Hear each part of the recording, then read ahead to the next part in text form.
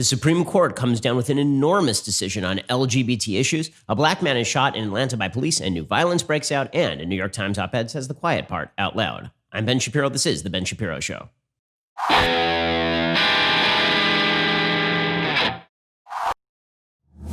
Today's Ben Shapiro Show is sponsored by ExpressVPN. Your online activity should not be public. Protect yourself at expressvpn.com/Ben. Well, we're going to get to all of the unrest in Atlanta. We're going to get to the circumstances of a shooting in Atlanta that may well end with a prosecution, although it certainly should not. But we begin at this hour with a big decision that just came down from the Supreme Court, in which the Supreme Court has decided without any evidence, without really any support, that Title VII of the Civil Rights Act now protects on the basis of sexual orientation and gender identity, which is relatively insane because Title VII obviously did not mean, and the court acknowledges this, did not mean to deal with gay and lesbian issues or transgender issues. The notion of gender identity was not even familiar to people in 1964 when the Congress of the United States was passing Title VII, which prohibits any sort of discrimination on a federal level on the basis of race, color, religion, sex, and national origin. Now, the Supreme Court is making the absurd contention that Title VII of the Civil Rights Act prohibits discrimination on the basis of sexual orientation, which, by the way, people knew that folks were gay and lesbian in 1964. They did not include that in Title VII.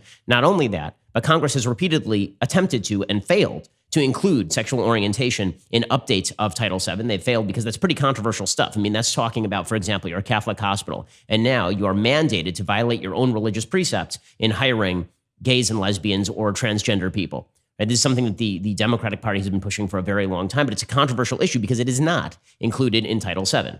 Title VII was meant to say that if you are a woman, that you cannot be prohibited against on the sole basis that you are a woman. Not that you are a gay woman, for example. Not that you are a gay man, but on the basis that you are a man, you cannot be discriminated against. And on the basis that you are a woman, you cannot be discriminated against. Well, now the Supreme Court has gone back in time and magically course corrected to include sexual orientation and transgender identity in federal civil rights legislation that obviously was not meant to be there. So now the idea is that if Bob walks into your place of employment tomorrow, and you're a large company, you have over 50 employees, Bob walks into your place of employ tomorrow, and he says, "My name is Gene. I wish you to call me Gene." You say, "Well, Bob, that doesn't really fit your job description. And that's not something that we're ideologically okay with here. You're now in violation of federal civil rights law," right? That is the idea under this decision.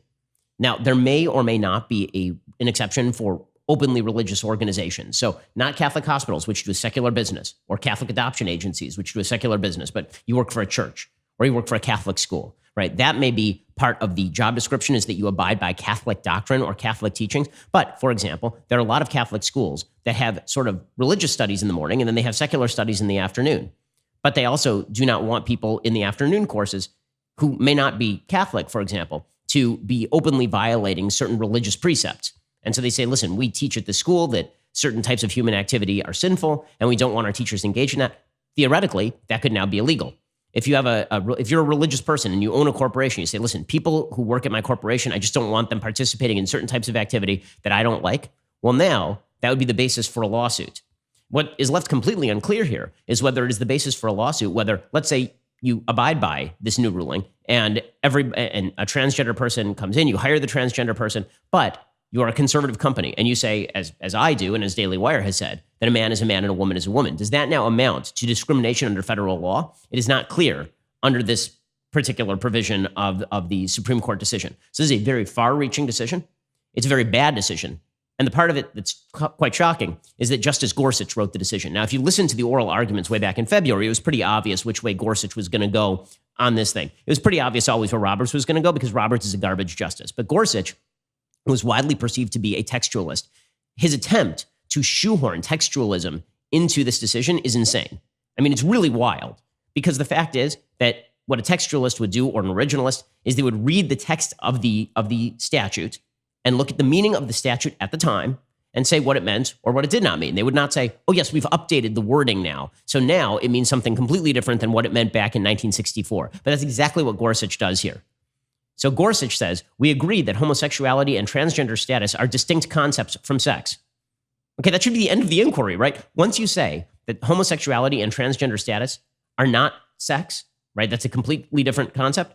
Then you have to make the argument that presumably the Civil Rights Act of 1964 talks about discrimination on the basis of sex, not on the basis of homosexuality or transgender status or sexual orientation or any of that. Right? But, says Gorsuch, as we've seen, discrimination based on homosexuality or transgender status necessarily entails discrimination based on sex. The first cannot happen without the second. Nor is there any such thing as a canon of donut holes in which Congress's failure to speak directly to a specific case that falls within a more general statutory rule creates a tacit exception. Okay, that's not true at all.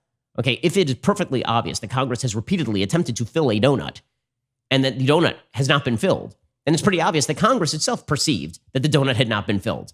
In other words, it's not that Congress created this overarching penumbra and emanation that the Supreme Court was supposed to fill in. The idea instead was that Congress was being very specific about what it wished to prohibit. You have a job. All you know about the applicants is that one is a man and one is a woman. You cannot discriminate solely on the basis of sex, right? You cannot discriminate on the basis of sex in that decision. Now, as Justice Alito points out in his dissent, it doesn't make any logical sense what Gorsuch and the majority do here, right? So Gorsuch says sexual harassment is conceptually distinct from sex discrimination, but it can fall within Title VII sweep. Would the employers have us reverse those cases on the theory that Congress could have spoken to those problems more specifically? Of course not. As enacted, Title VII prohibits all forms of discrimination because of sex, however they may manifest themselves, or whatever other labels might attach to them. So in other words, what he is saying is that sexual orientation is covered by the prohibition to discriminate on the basis of sex because you couldn't be homosexual without being a member of the same sex as the person to whom you are engaging in sex, right? So in other words, if a woman has sex with a man and is not fired, but a man has sex with a man and is fired, it is not sexual orientation that is the question, but the sex of the man. But as Justice Alito points out, that makes no sense because you could very easily have a policy that says a woman cannot have sex with a woman and a man cannot have sex with a man. Again, by the way, this is not to make the case that people should not hire gay men or gay women.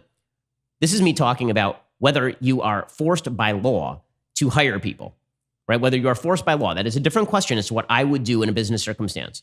I'm sure there are people who are gay and lesbian who are working for my company right now. I don't care. And frankly, if somebody applied as a transgender person, I wouldn't care about that either. Okay, the reality is that I'll hire anybody of any time so long as they can do the job. I really don't care. But that is not the question here. The question is whether the federal government can compel businesses to violate freedom of association, to violate freedom of religious liberty, to violate freedom of speech. And you watch, this decision, ironically enough, will then be used as a social media club with which to beat everyone who says things like men and women exist. So a decision which basically says that anything that manifests manhood or womanhood is now violative of federal law if you fire somebody on that basis or discriminate on that basis. That will be used as a cause by social media within the next 6 months, watch, to say that if you say a man is a man and a woman is a woman, you are now discriminating on the basis of transgender identity, which ironically enough is rejected by the court here. Because what the court is actually saying is that it is a discrimination against a man if you fire him on the basis of transgender identity. So a man comes in dressed as a woman and you say to him, well, you're not a woman, so I'm firing you. That is a discrimination based on sex, according to the Supreme Court of the United States, okay, which overtly rejects, that implicitly and overtly rejects the idea that a man who comes in and says that he is a woman is actually a woman, right? Because then it wouldn't be discrimination on the basis of sex. It would be discrimination on the basis of something else. So logically speaking, there are a lot of holes in this argument.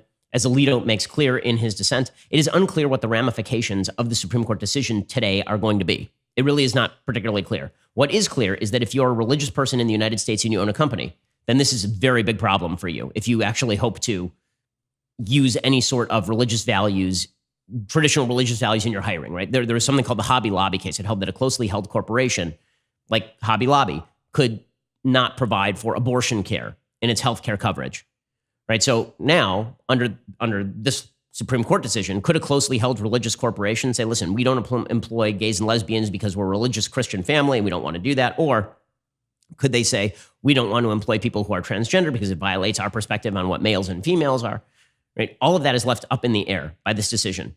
Also left up in the air is what does discrimination constitute? So as I say, I'll hire anybody at my company, but I will say on the air that a man is a man and a woman is a woman. Well, let's say I say that just around the office. Let's say I'm talking to some people around the office and I'm talking politics and I say a man is a man and a woman is a woman and a transgender person overhears that.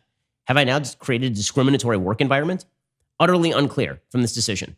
Utterly unclear from this decision. So the decision creates an enormous number of questions. It is legally ridiculous.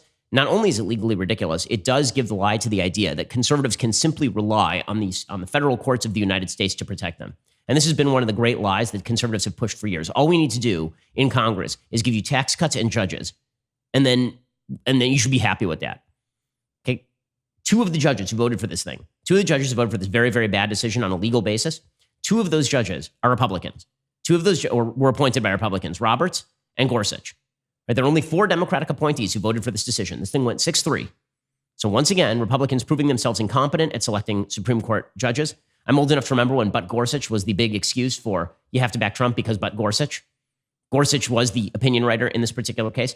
By the way, worth noting, this is the same Supreme Court that has turned down multiple writs of certiorari. Writs of cert are applications for a Supreme Court case on the Second Amendment. So the Supreme Court will not decide. Basically, the Supreme Court has established a federal right for you to own a gun in your home, but the Supreme Court has not decided whether you can carry, whether you can have a gun at your business, and they've rejected every case on that basis. Second Amendment cases, they're rejecting right and left, but they certainly took up a case in which they basically established that if you fire somebody on the basis of your own religious conviction and you're not an overtly religious organization, then you can be federally sued under the Federal Civil Rights Act of 1964 without any additional legislation, even though it is clear to everyone, right, left, and center, that the 64 Civil Rights Act did not cover this sort of activity. It obviously did not. Okay, this is perfectly clear. Gorsuch admits as much. He just expands it. Okay, that's bad law, and it's once again proof that if you're relying on judges to save you from the elements of the left, good luck. Good luck. It ain't going to happen. Okay, we're going to get to the complete breakdown of law and order in the United States in just one moment. First, let's talk about something brighter, the possibility of investing in cool companies. Imagine having a convenient tabletop device that gives complete lab-grade blood count results in minutes with nothing but a small prick and 2 drops of blood. No more having to draw vials of blood only to wait days for critical test results. This is the future of blood testing. There's a company called Cyte that has announced that it is here. You could invest in Cyte Diagnostics in the future of easier, faster blood testing at ourcrowd.com. This is what ourcrowd.com does. They spot awesome up-and-coming companies, and they allow you to invest really early in those companies. Our Crowd's crowdsourced investing platform gives accredited investors access to early-stage funding rounds in some of the most promising companies around the world. They help you invest before the companies go public, like they have with a company called Beyond Meat. They've also invested in almost 200 companies to date. Our crowd-backed companies have been bought by Nike, Oracle, Uber, Comcast, Intel, Snap, and more. Getting it on the ground floor when you're an investor is a boon. So you can check out those possibilities right now at Our Crowd. It really is exciting stuff. Learn more about investing in companies like Cyte Diagnostics at info.ourcrowd.com/Shapiro. Again, that's info.ourcrowd.com/Shapiro. info.ourcrowd.com/CROWD.com/Shapiro. Setting up the account is free. That's Our Crowd, OURCROWD.com/Shapiro, info.ourcrowd.com/Shapiro. It's a bit of a long address. I want to make sure I repeat it. So y'all get it. info.ourcrowd.com/Shapiro. Go check them out right now. Okay, so meanwhile, and we are still looking at the incredible extension of civil rights law in an area where it had never been presumed to be extended before by the Supreme Court. We'll look more at the sort of ramifications of that as we continue, because I've been wading through 170 pages of legal opinion. We'll get to that in a moment. But first, let's talk about what's been going on in Atlanta. So the continued attack on the police, it's ongoing, and it's going to have real ramifications. So over the weekend, there was a flare-up in Atlanta. The flare-up in Atlanta was essentially a man who was apparently asleep at a drive-thru at a Wendy's because he was drunk behind the wheel. The police show up, and they start questioning him. The questioning goes for 25 minutes. They're very polite.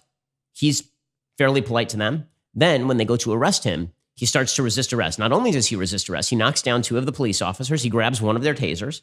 And then as he's running away from the officers, he turns around and points the officer's taser at the officer and attempts to fire it at the officer, at which point the officer shoots him dead. So we have the actual footage of this. It is disturbing. So if you're disturbed by this sort of footage, then you should probably skip the next minute and a half or so. Here is what the actual situation was, because this is being used as yet another case in point of evil, brutal white police taking down an innocent black man. And that is not what this case is. Not all cases are created equivalent. This is not like the case of George Floyd. It is not. This is not like the case of Ahmaud Arbery. Okay, this is a case in which a person stole a weapon off a cop and pointed the weapon at the cop, and then he was shot dead. So here is what this resulted, by the way, in the burning down of the Wendy's, which makes no sense. It's not the Wendy's fault. By the way, it was a white chick, apparently, who burned down the Wendy's. We'll get to that in a second. But here was the actual footage. And it's important to analyze these situations because the headlines that came from the media were just a lie, like an overt lie. There were headlines from the media that said things like unarmed black man shot by police. He was not unarmed. He was literally holding the taser and pointing it at the officer at the time. Okay, here is what the footage looked like, and I'll narrate it for people who can't actually see it. Tell me, I wasn't here, so can you tell me what happened before we got here?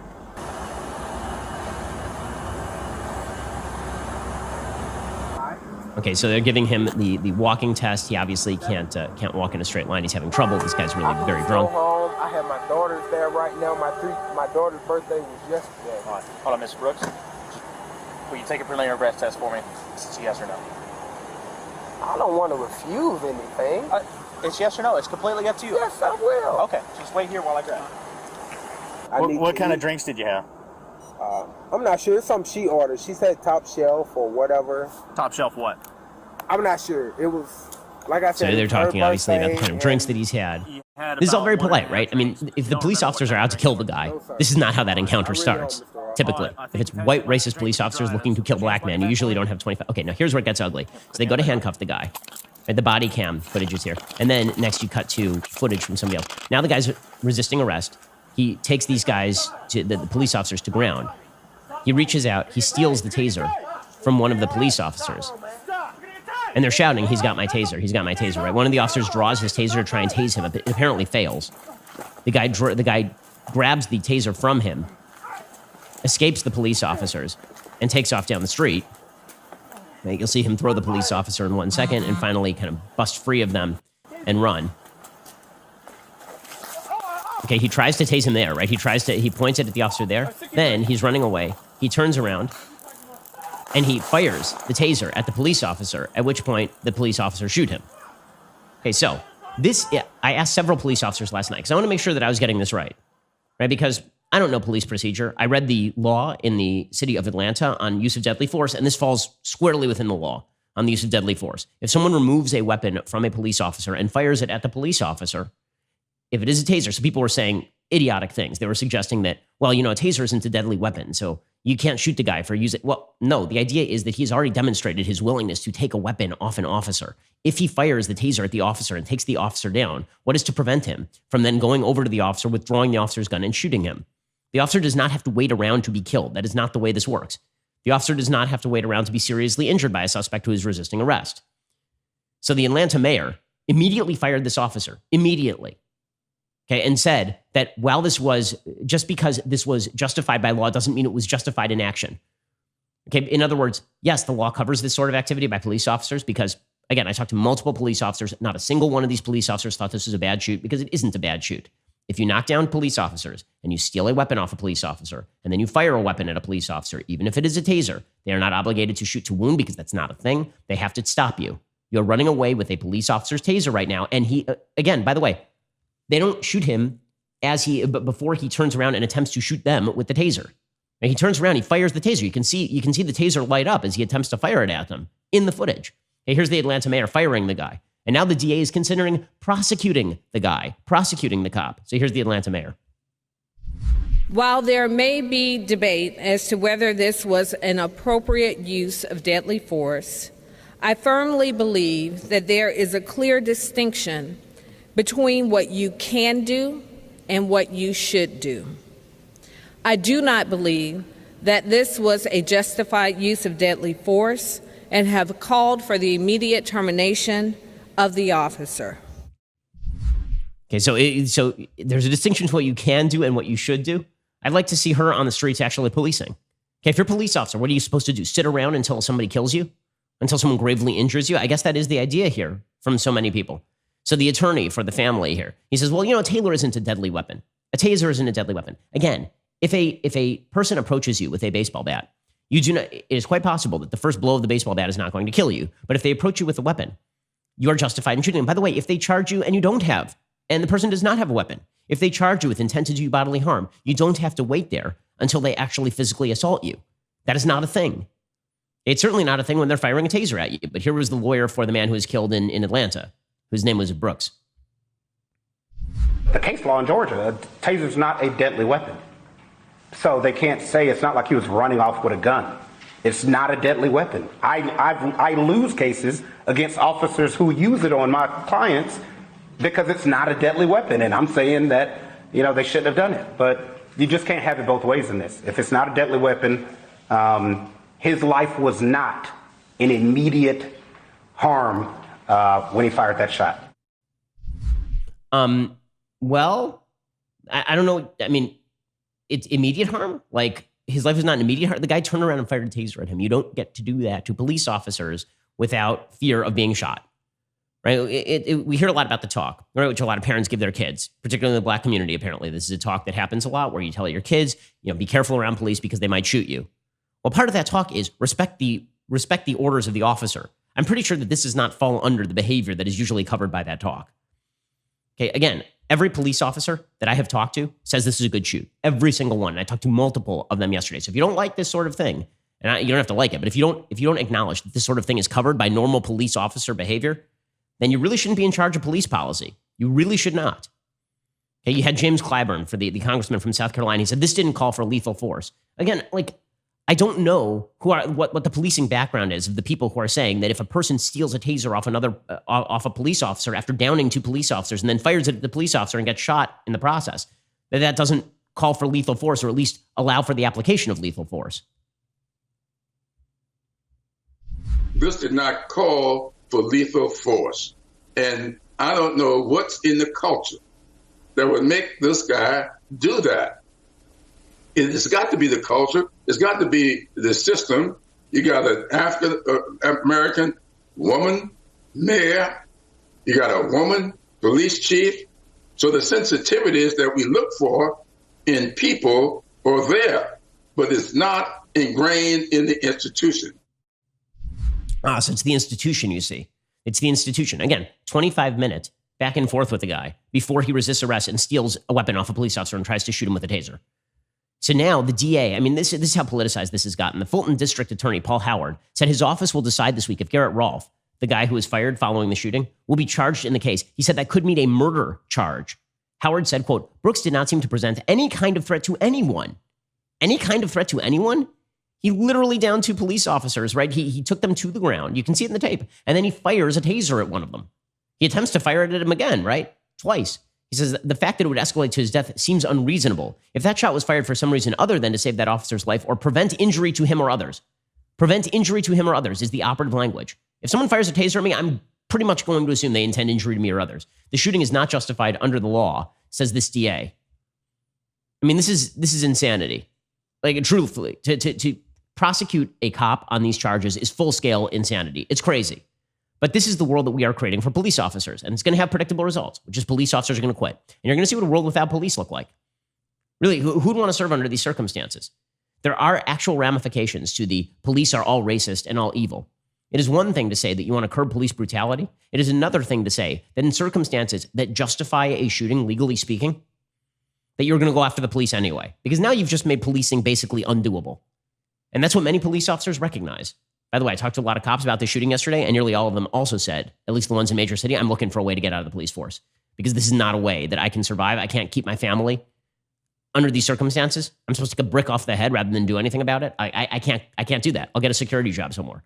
We'll talk more about this in just 1 second. First, let's talk about the fact that if you are web browsing without a VPN to protect your information, that is a risky thing to do.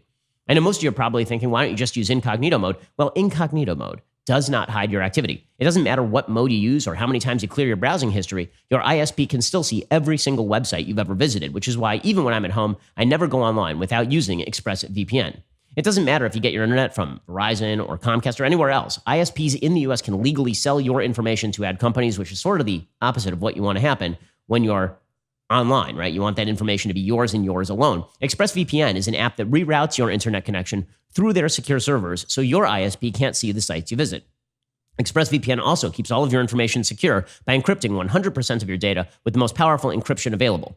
Most of the time, I don't even realize I have ExpressVPN running. It runs seamlessly in the background of my computer, right? One click of the button and now it's running. Protect your online activity today with the VPN rated #1 by CNET and Wired. You can visit my exclusive link, expressvpn.com/Ben. You can get an extra 3 months for free on a 1-year package. Also prevents people from hacking you and stealing your information. Check them out at expressvpn.com/Ben. That's expressvpn.com/Ben to learn more. expressvpn.com/Ben. Okay, so meanwhile, speaking of areas that have gone completely copless, exciting news from the Republic of Chaz. It's the Republic of Chaz, man. They've actually changed their name now. They took my advice. They said that they decided the Republic of Chaz is a bad name. So now they've actually gone literal. The Republic of Chop. The Capitol Hill organized protest. That is what they're calling themselves. Chop. So it's good. When they bring the guillotines out, at least they'll have advance noticed everybody. According to KOMO News, without a leader and with more voices chiming in, some of the protesters that have been pushing for police reform and advocating for Black Lives Matter at the now abandoned East Precinct say it's a move to get the movement back on track. The name Chaz, we didn't actually come up with that, said a protester. We're not sure if it was detractors or people trying to push a false narrative. They came in with that name. They came in with the signs. Oh, it was the right. It was probably us. It was probably people on the right who called it Chaz, not the people who called it the Capitol Hill Autonomous Zone. Okay, so Chaz has turned into a garbage heap, naturally. We have footage of what this area of Seattle looks like. It is graffiti-strewn hellhole. I mean, it looks really, really bad. They've graffitied every building. They've graffitied every window. They've broken some of the windows as well. It's really nice looking, right? I mean, this looks good. It says justice for all looters. People have spray painted on windows. There are giant bags of trash everywhere. All cops are bad. That's ACAB. If you're seeing ACAB, that means all cops are bad, which is a hell of a take. Abolish Seattle PD. Police are domestic terrorists, right? They've graffitied and they have their anarchist symbols, and then of course the odd genitalia, which is very important. You have to make sure that you've graffitied on something in order for you to really, make a difference in American life. So things are also not going well in terms of the actual governance. The Chaz protesters actually had to call the fire department after a dumpster fire was started just outside the boundary of Chaz. According to Chaz, protesters in Seattle have been camped out this week in an enclave called Chaz, and apparently a fire was started just outside Chaz, and so they called the fire department about the dumpster fire, which again is a very, very good indicator of exactly what Chaz is. They've been trying to grow their own crop. They're not particularly autonomous. They've been trying to grow their own crop. I will say they could use a few Republicans in there with their gardening. They're gardening on cement. They took some topsoil, they put it on top of cardboard, and now they're trying to garden on the topsoil, which is placed on top of cardboard, which looks great. Looks great, guys. I'm sure that your bumper crop will be coming up anytime. Also, freedom is flourishing over in Chaz. Certain advocates who are not black, actually, are trying to push all of the white people in Chaz to give $10 to their black neighbors on the basis of race. So racial discrimination is like first step in Chaz. This is exciting stuff. I want you to find by the time you leave this autonomous zone, I want you to give $10 to one African American person from this autonomous zone. And if you find that's difficult, if you find it's hard for you to give $10 to people of color, to black people especially, you have to think really critically about in the future, are you going to actually give up power and land and capital when you have it? Things are going great over in Chaz. So we have full-on racial redistribution happening. Also, if you're black and you're carrying an American flag, that's bad. So we're allowed to have the cops of Chaz go after it. The American flag is banned in Chaz. That's exciting stuff. Andy, our friend Andy No, who reports from these sorts of situations, there's a black guy who's walking through Chaz carrying an American flag, and people tried to steal the flag from him, which, of course, things are going great over there.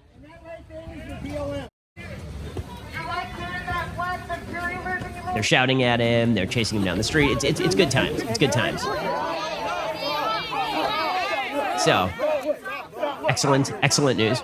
Also, the Chaz protesters were threatening street preachers. So things are going great there. They have their own police force that basically is just an armed band that goes around and threatens people, which is exciting stuff. They have a border. They have not been enforcing the law. They've tripled the 911 time, according to the Seattle PD, if somebody's got a problem inside Chaz. So things are going beautifully inside Chaz. Meanwhile, over in Portland, protesters shut down the street again because Portland has been, again, one of these cities that has been left to the tender mercies of Antifa. The point in all this is that when you chase away the cops and when you tell them they can't do their jobs, things get worse. They do not get better. And they get worse, particularly in high crime communities. I'm going to bring you the evidence of that in just 1 second, because as we hear defund the police from all the morons, as we hear get rid of the police, abolish the police from all the idiots, recognize that has real world ramifications for an enormous number of actual human beings. We're going to get to that in just 1 second. First, let's talk about how you make your business better. I'm talking about NetSuite by Oracle. It's the world's #1 cloud business system. Listen, you need to be on top of your data, particularly these days in a volatile business climate. finance, HR, inventory, e-commerce, everything you need all in one place to save time, money, headaches. Whether you're doing $1 million or hundreds of millions in sales, NetSuite will give you visibility and control so you can manage every penny with precision. Join over 20,000 companies who trust NetSuite to go faster with confidence. NetSuite has surveyed hundreds of business leaders, assembled a playbook of the top strategies they are using as America reopens for business. Listen, as you are running your business, you're going to need to know everything you can about your business because any inefficiency is going to cost you on the bottom line, and it could cost you your business. This is why you must be on top of your business. You have to have all your business systems integrated, and this is why you need NetSuite by Oracle. Receive your free guide, 7 Actions Businesses Need to Take Now, and schedule your free product tour at netsuite.com/Shapiro. Again, get your free guide, schedule your free product tour right now at netsuite.com/Shapiro. That is netsuite.com/Shapiro. netsuite.com/Shapiro. Go check them out right now. netsuite.com/Shapiro and get your free guide, 7 Actions Businesses Need to Take Now, and schedule your free product tour at netsuite.com/Shapiro right now. Okay, so all of this has an actual impact. So there's this bizarre idea, like the wife of Bill de Blasio, whose name escapes me for the moment, who may run for mayor herself apparently, which would just be wonderful because he's been so great. She said that she looks forward to a New York without police that would actually be some sort of paradise. She actually said, she suggested it would be nirvana. It would be nirvana without police. Well, what happens to towns without police? Well, Roland Fryer and researchers at Harvard University have just come out with a study. And here's what they found. They found that after federal investigations against police officers in areas with a disputed attack, so for example, Ferguson, what they saw is that after federal investigations and heavy media exposure, you know what cops do? They stop policing because they recognize that they are now on the chopping block. So this is not an excuse for police brutality, but it is to recognize that when you sick the entire media establishment and law enforcement establishment on itself, and when instead of being deliberate in how you attempt to change policy, you with a blunderbuss basically fire at police officers and say that all police are racist, ACAB, all police are bad. When you do that from a public policy level, what you end up doing is telling the police not to do the policing, and then what happens? Crime rises dramatically. So according to this new study from Roland Fryer, for investigations that were preceded by a viral incident of deadly force, Baltimore, Chicago, Cincinnati, Riverside, and Ferguson, there's a marked increase in both homicide and total crime. The cumulative amount of crime that we estimate due to pattern or practice investigations in the 2 years after the announcement for this sample is 21.10 per 100,000 for homicides and 1,191.77 per 100,000 for felony total crime. Put plainly, the causal effects of the investigations in these 5 cities, triggered mainly by the deaths of Freddie Gray, Laquan McDonald, Timothy Thomas, Taisha Miller, and Michael Brown at the hands of police, has resulted in 893 more homicides than would have been expected with no investigation, and more than 33,472 additional felony crimes relative to synthetic control cities. So in other words, 900 more people died because you decided that you're going to go after police departments in all of these areas. By the way, predominantly minority police departments in the case of Baltimore. To get a sense of how large this number is, again, this is a study from Roland Fryer and other researchers at Harvard. The average number of fatal shootings of African Americans by police officers in Baltimore, Chicago, Cincinnati, Riverside, and St. Louis per year is 12. Thus, even if investigations cured these cities of all future civilian casualties at the hands of police, it would take approximately 75 years to break even. Our estimates suggest that investigating police departments after viral incidents of police violence is responsible for approximately 450 excess homicides per year. This is 2 times the loss of life in the line of duty for U.S. military in a year, 12.6 times the annual loss of life due to school shootings, and 3 times the loss of life due to lynchings between 1882 and 1901, the most gruesome years. So, in other words, when you crack down on the police and you tell them not to do their jobs, there's a predictable result. And the predictable result is a lot more crime. A lot more crime. But we are going to pretend that that doesn't exist because it's more important to label the police who are saving black lives as we speak as racist. Very, very important stuff. This is how you end up with a column by Miriam Kaba, organizer against criminalization in the New York Times. Remember that time when the New York Times said it wasn't going to run op-eds that were poorly thought out in the wake of Tom Cotton? Op-eds that were sneering in tone? Wait till you hear this one. We'll get to it in just 1 second. First, let's talk about a great gift for Father's Day. So as you know, I'm a watch guy. I really love watches. And I like giving watches to my friends and family. Birthdays and anniversaries and Father's Day is a great opportunity to give your dad a great watch. But you don't want to break the bank. You don't want to spend thousands of dollars on a watch. Instead, go check out Vincero Watches. These are watches I love to wear, and I'm a luxury watch guy. My listeners already know that Vincero creates the most incredible looking watches at an amazing price point. These are seriously stunning watches, well under $200. There's no better gift for a dad, a husband, grandfather, you name it, than giving them the gift of time with a Vincero watch. During this time, they continue to do right by their buyers. They know how important it is to have a great watch for an affordable price, go check them out at vincerowatches.com/Shapiro. That's VINCERO watches.com/Shapiro. They offer free shipping, 30-day returns, guarantee your watch for 2 years. They have over 21,000 five-star reviews because they're great. It's a watch that's stylish, bold, built to last. They have a bunch of different options. My wife wears a Vincero every day, and you can engrave the back of the watch. So I actually have one that's engraved with "Facts don't care about your feelings." Take advantage of their sale. Get up to 20% off everything on their website. None of the new items are off limits. They have brand new watch collections you need to see for yourself online right now. VinceroWatches.com/Shapiro. When you purchase, the discount is automatically applied at checkout, the 20% off. Go check them out. VinceroWatches.com/Shapiro for 20% off. Okay, we're going to get to the call to abolish the police, and then we'll get to the insane hypocrisy of Democrats when it comes to COVID lockdowns, because it is just growing day on day. First, you may have noticed this year is totally insane. It's like all the storylines decided to converge this year. The writers they opened up all of the old files and just dumped out all the unused storylines in 2020. Well, if you want actual real media coverage of what exactly is going on, you need a reader's pass today from dailywire.com. You'll get access to exclusive op-eds from us, your podcast hosts, as well as guest writers and in-depth analysis from our Daily Wire reporters on top of regular breaking news.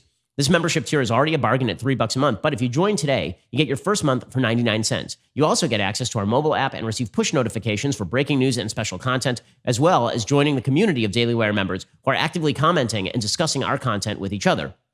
That is mobile ad-free access to all of the Daily Wire news, exclusive op-eds, and all of our podcasts on our mobile app, all for the low price of $1. And best of all, your bucks are getting you the news you need with no left to spin. Head on over to dailywire.com/subscribe and join today. Also, now would be a great time to pre-order my new book, How to Destroy America in 3 Easy Steps. We're watching it happen in real time as all of the ideas that used to unify us, ideas about liberty, ideas about equality before the law, all of these are thrown out in favor of identity politics. My book talks about the destruction of America's common philosophy, history, and culture, and how to stop it. Really, it's a counter-argument to the 1619 Project. It's a counter-argument to the identity politics of the left and the socialist politics of Bernie Sanders. I think it's a really important book, and I think you'll really get a lot from it. Go check it out today. How to Destroy America in 3 Easy Steps. You can pre-order at dailywire.com/Ben. Again, that's dailywire.com/Ben to get my brand new book. Comes out July 21st. You can pre-order it now. dailywire.com/Ben. You're listening to the largest, fastest growing conservative podcast and radio show in the nation.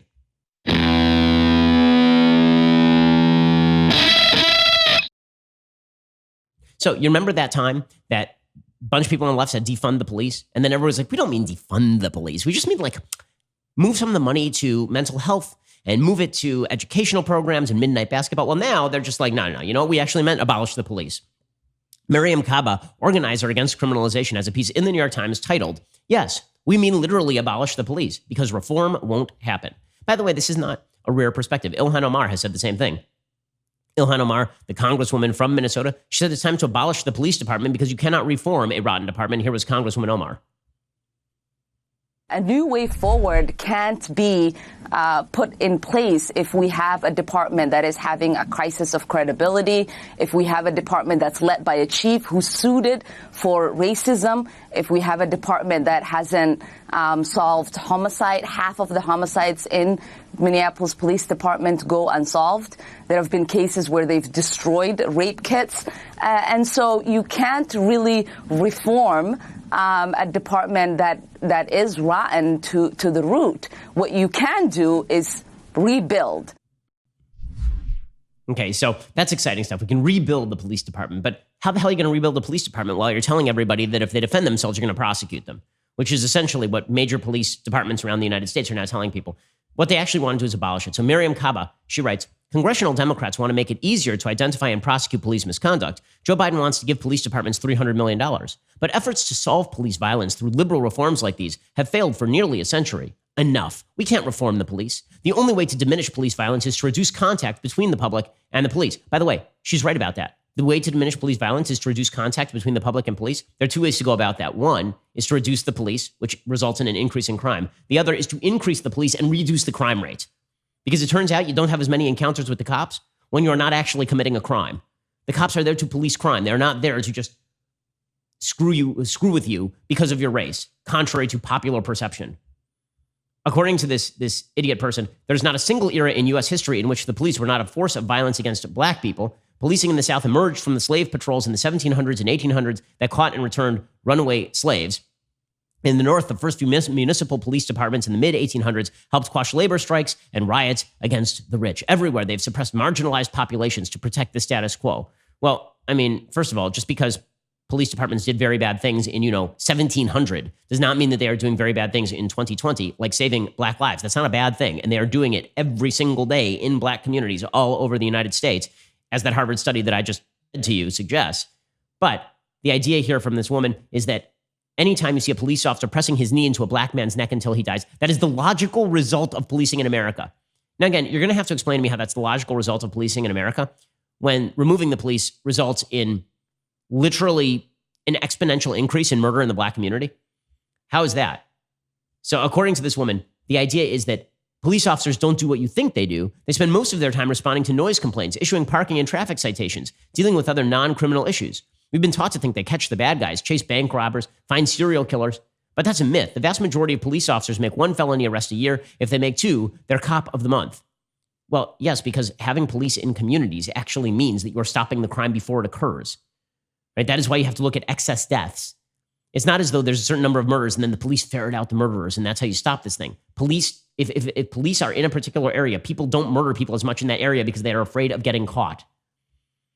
But apparently abolishing the police is going to be better for black Americans. They say police officers break rules all the time. And because police officers break rules all the time, that means that reform will be completely a failure. My favorite part of this article is where this particular columnist suggests that you don't need police officers to investigate rape. Quote, what about rape? The current approach hasn't ended it. In fact, most rapists never see the inside of a courtroom. 2/3 of people who experience sexual violence never report it to anyone.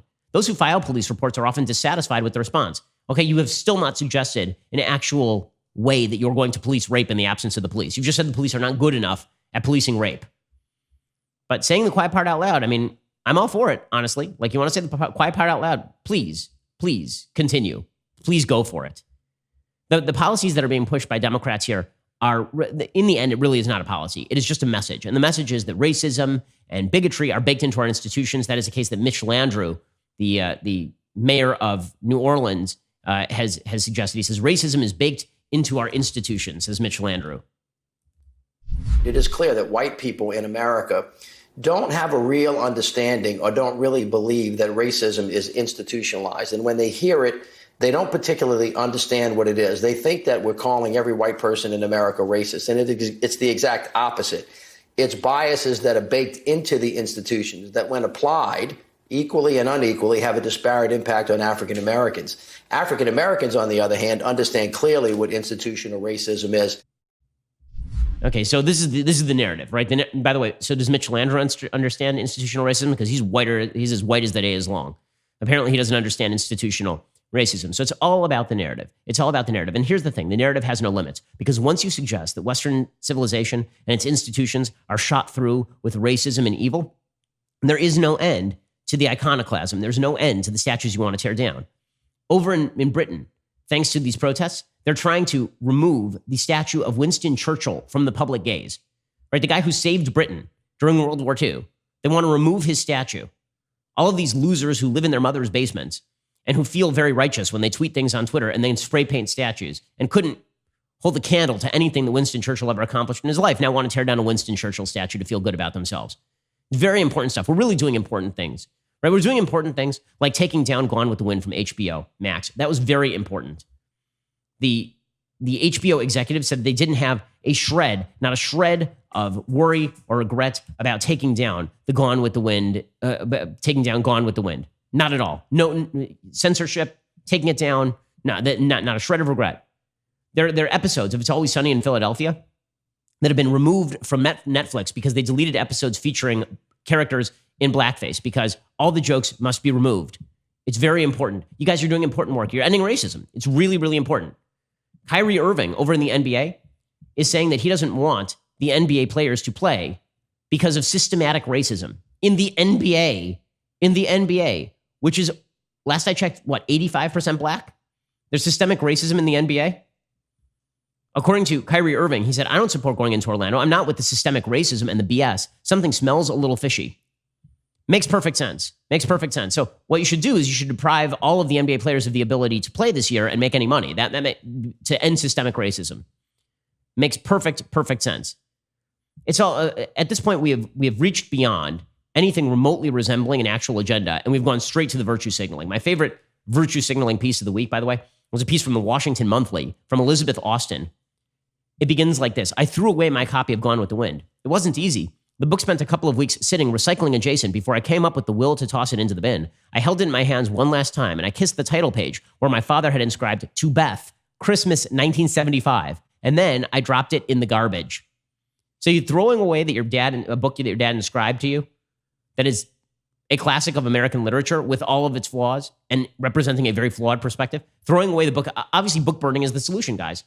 The virtue signaling is very strong. You want a virtue signal, you can also apparently, just go to other people's houses, and if they have a flag that has the thin blue line that pays homage to police, going to somebody's house and removing the flags, that's always a very good look as well. There's footage of that going around over this weekend. Does any of this have to do with stopping police brutality or helping Black Americans? Obviously, the answer is no. The answer is obviously no.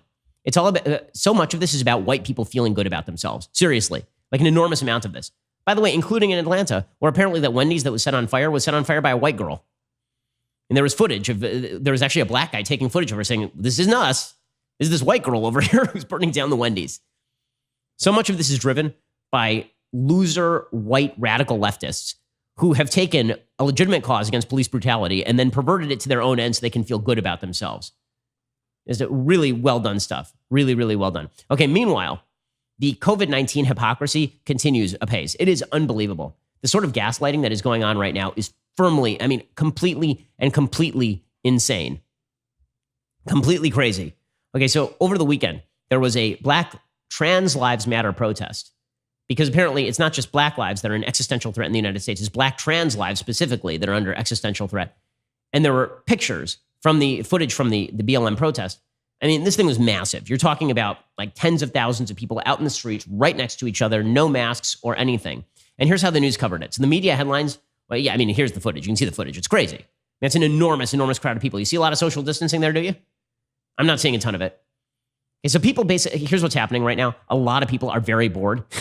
Honestly, like some people are legitimately interested in the cause and a lot of people are very bored and they get points for virtue signaling. So NBC News put out these headlines less than an hour apart.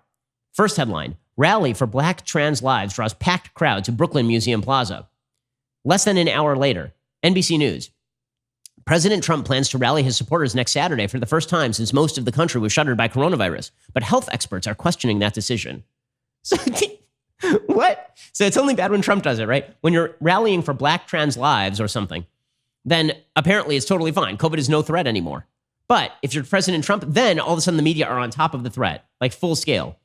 The worst in this case, of course, is Bill de Blasio. So Bill de Blasio, apparently over the weekend, he was marching because this is what he does. He's a terrible mayor, but he was marching with people. So that was exciting. He said, marching with ETCNY.org during today's East Harlem pray and protest, I felt the urgency and pain of this moment, but also confidence that change will come because of the spirit of this movement and because in this city we affirm that hashtag Black Lives Matter. So a lot of virtue signaling from that weird, gangly, goofy human being. Also, in other news, Bill de Blasio has announced that New York City COVID-19 contact tracers are not asking whether people who have COVID-19 have been to protests. Not kidding. This is according to the city.nyc.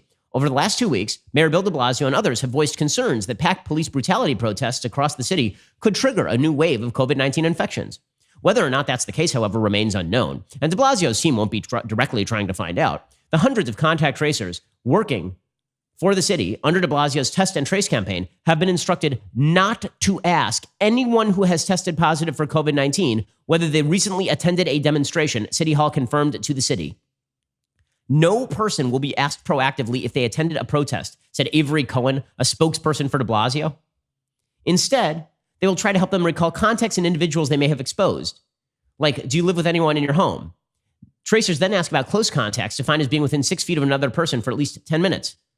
But they will not ask if you've been to a rally, because what they don't want is the headline, obviously, that the rallies that de Blasio and Cuomo and the rest of the left have been promoting are actually like dead center for what is promoting COVID-19 at this point. And you're starting to see all these headlines about COVID-19 reemerging in major metropolitan areas. Be like, oh my God, how is this happening? Well, let's see. Most of these states reopened like beginning of May. It is now middle of June. So, what could have happened like 2 weeks ago?